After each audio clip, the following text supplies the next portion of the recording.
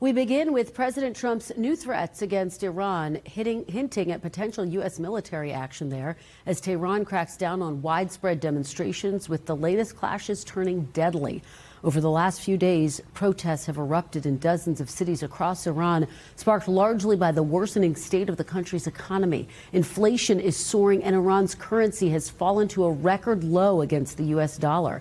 These appear to be the largest demonstrations in the country since 2022. That's when mass protests erupted over the death of Masih Alinejad, who died in police custody after being arrested for not properly wearing her hijab. Human rights groups say at least 7 people have died in the recent clashes.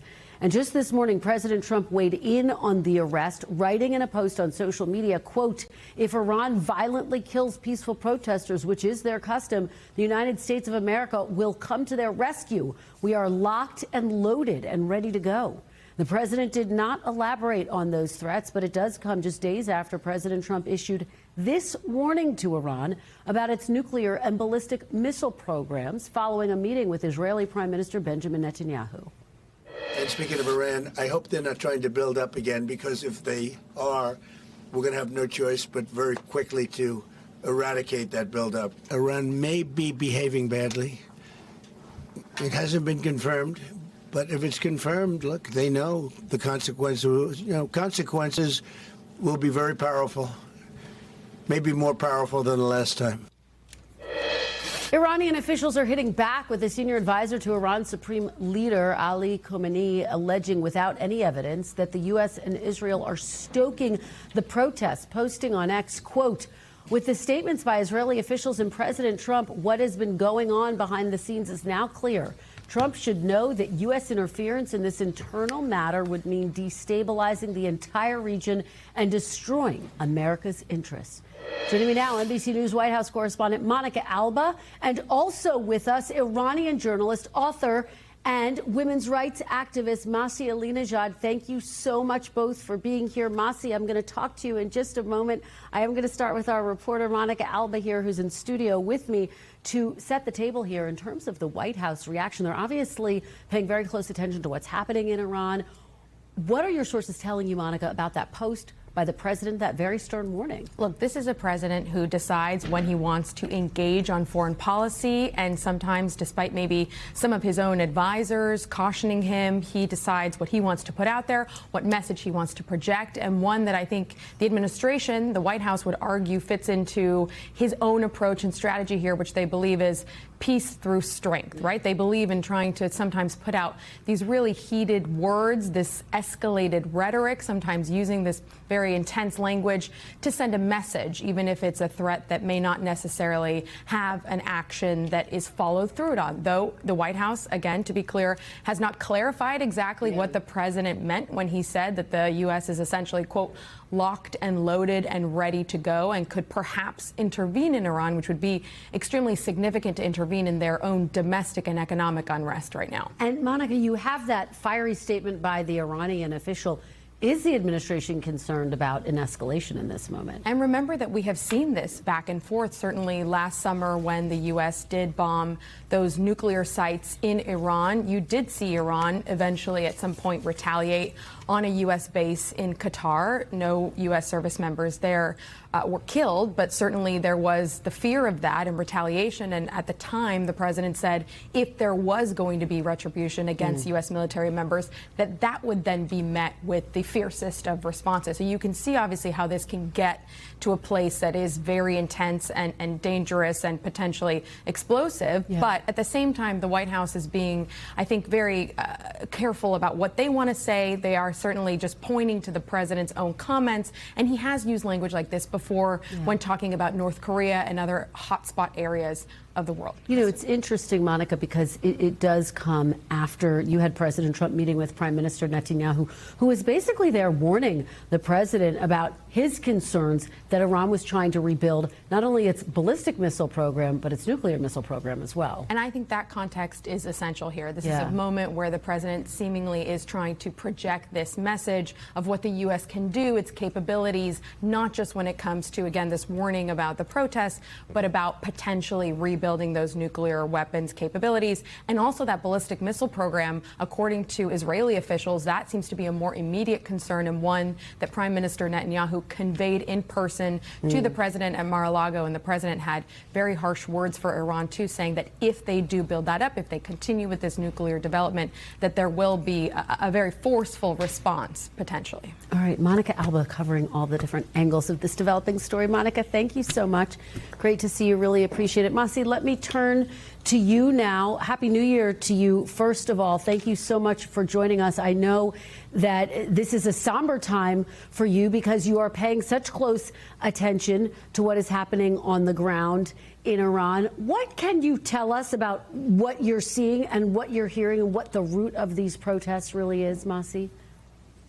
Brave people of Iran, they took back to the streets, and I have to say the forceful message of President Trump showing his support to Iranian protesters, warning the regime if they open fire, then the United States of America is ready to rescue them, gave hope and strength to the people of Iran, and they took back to the street. Large number of people right now, they are in the streets. You know why? Because this is the first time in the history that the people of Iran are not seeing that the United States of America's president finally is standing in the right side of the history. Because President Obama, when in 2009 people took to the street facing guns and bullets, not only he kept silent, but he sent a secret letter to Supreme Leader Ali Khamenei to get a nuclear deal. And President Biden, while people were getting killed, I myself was a target of assassination plot. The U.S. officials were the target of the Iranian regime's assassination plots. President Biden handed out money, billions of dollars, to the same killers. So now this forceful and strong message gave hope to people. This is the time that Iranians really need to see actions, immediate actions. For instance, right now, my sister, the representative of the Iranian regime, is here in New York.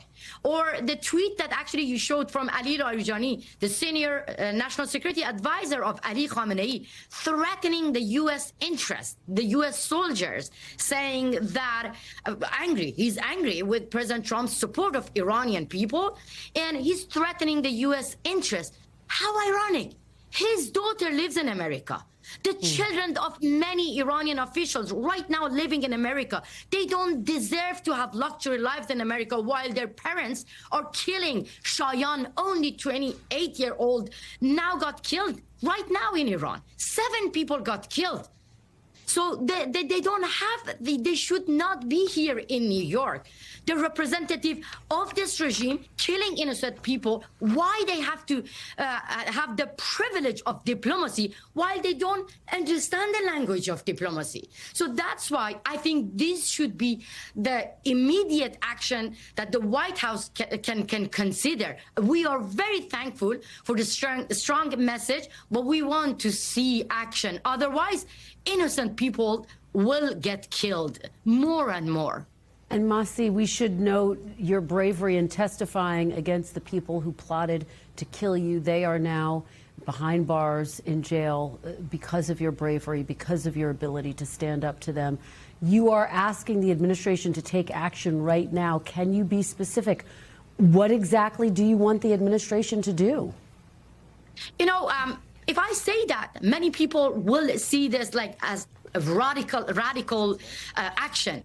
It is not. I want President Trump to target, target those who order massacre, killings.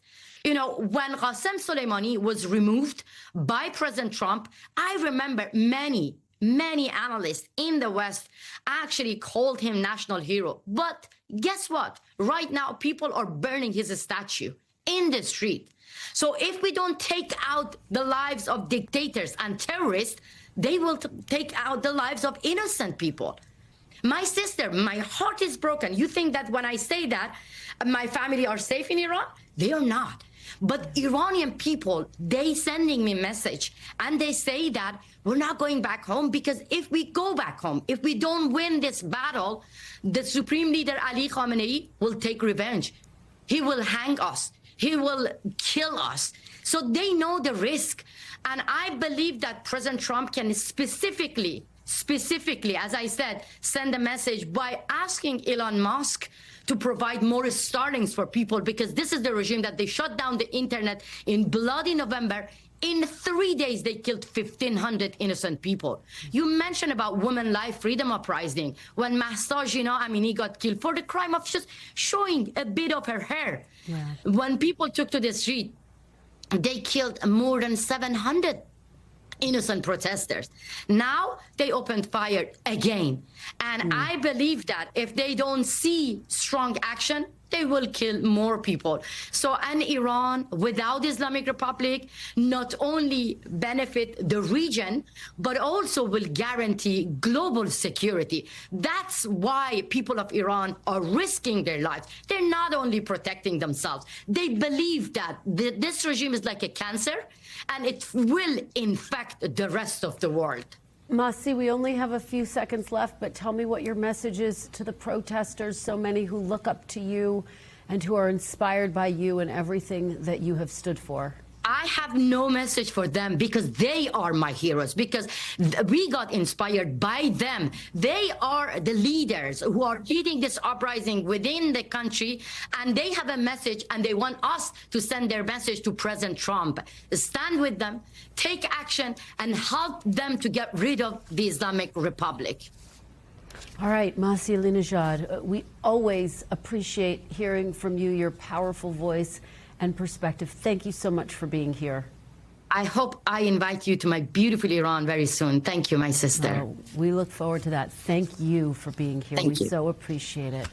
We thank you for watching. And remember, stay updated on breaking news and top stories on the NBC News app, or watch live on our YouTube channel.